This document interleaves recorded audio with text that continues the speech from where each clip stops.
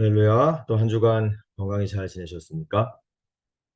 오늘은 계속해서 눈을 떠야 한다는 그런 내용을 가지고 창세기 3장에 나오는 선악과 사건을 우리가 함께 살펴보기를 원합니다. 창세기 3장 1절을 보면 그런데 뱀은 여호와 하나님이 지으신 들짐승 중에 가장 간교하니라. 뱀이 여자에게 물어 이르되 하나님이 참으로 너희에게 동산 모든 나무의 열매를 먹지 말라 하시더냐. 2절 여자가 뱀에게 말하되 동산 나무의 열매를 우리가 먹을 수 있으나 동산 중앙에 있는 나무의 열매는 하나님의 말씀에 너희는 먹지도 말고 만지지도 말라. 너희가 죽을까 하노라 하셨느니라. 네, 이런 식으로 여자가 뱀, 사탄의 유혹에 넘어가게 됩니다. 하나님께서는 먹는 날에는 정령 죽으리라. 반드시 죽을 것이다. 이렇게 말씀하셨지만 하지만 이 간교한 뱀의 질문 정말 동산 나무의 모든 열매를 먹지 말라 하시더냐? 이렇게 교묘하게 말하는 이 질문에 넘어가서 너희는 먹지도 말고 만지지도 말라. 이렇게 너희가 혹시나 죽을 수도 있다. 이렇게 대답을 하게 되면서 뱀의 유혹에 넘어가게 됩니다. 결정적으로 4절에 창세기 3장 4절에 이 뱀이 여자에게 결정적으로 이렇게 얘기를 합니다. 아니다. 너희가 결코 죽지 아니하리라. 이렇게 말씀합니다. 너무나도 간교하게 이렇게 사단이 아주 사악한 방법, 거짓말쟁이죠. 사기꾼입니다. 사탄이 이 하와를 이렇게 유혹을 하여서 넘어지게 만듭니다. 그런데 너희가 결코 죽지 아니하리라. 이렇게 뱀이 얘기를 했단 말이죠. 이것은 하나님께서 창세기 2장 뒷부분에서 말씀하신 네가 너희가 그걸 먹는 날에는 반드시 죽을 것이다. 이렇게 하나님이 정확하게 말씀해 주셨음에도 불구하고 이 사탄은 이미 유혹에 넘어간 이 하와에게 하나님께서 말씀하신 것과는 전혀 반대되는 하나님의 말씀을 정면으로 부인하는 그런 말까지 하게 됩니다. 너희가 결코 죽지 아니하리라. 그러면서 이 사탄의 말에 하와는 완전히 속아서 넘어가게 되는 것입니다. 그러면서 뱀이 이렇게 얘기를 합니다. 5절, 3장 5절에 보면 너희가 그것을 먹는 날에는 너희 눈이 밝아져 하나님과 같이 되어 선악을 알 줄 하나님이 아셨다.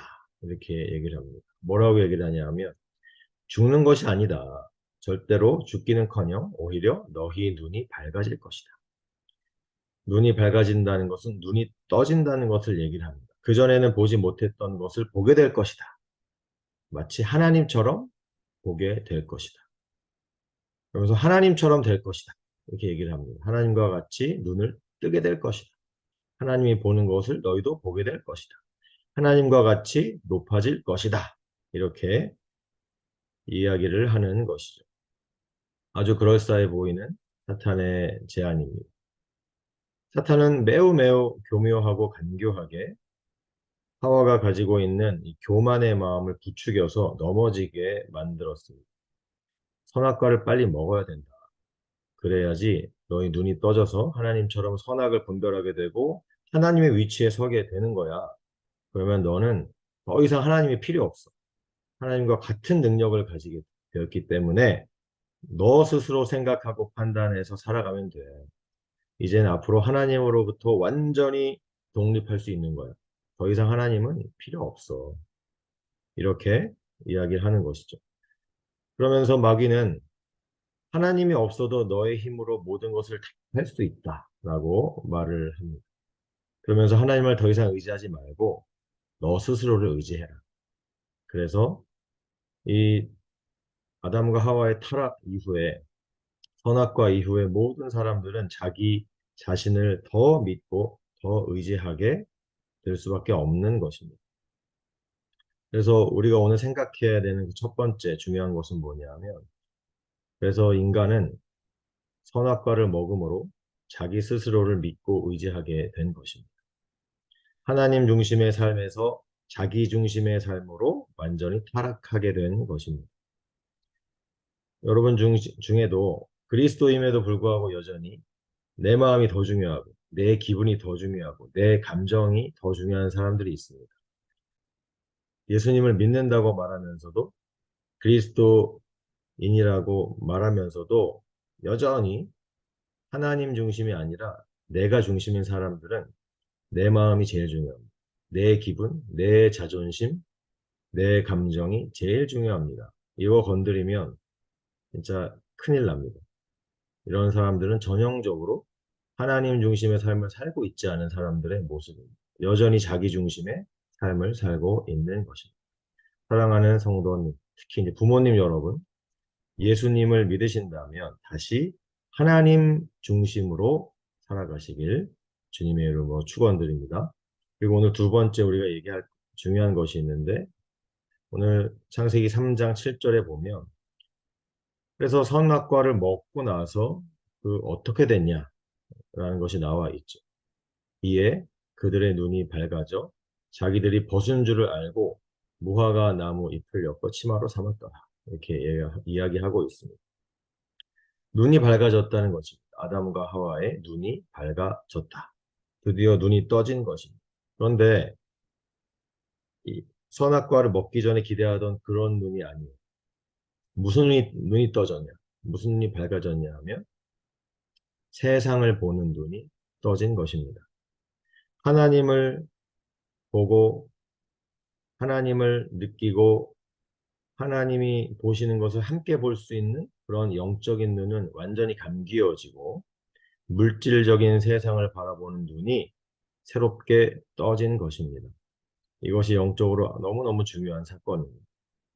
그래서 뭐 여전히 많은 사람들, 심지어는 그리스도인들 중에도 지극히 세상적인 기준을 가지고 여전히 선과 악, 좋은 것과 나쁜 것을 스스로 판단하여서 평가하고 차별하고 세상적인 가치에서 좋은 것을 그것이 가장 좋은 것이고 그것이 선이다 라고 생각하는 그러한 가치관으로 세속적인 가치관으로 살아가게 되는 것입니다.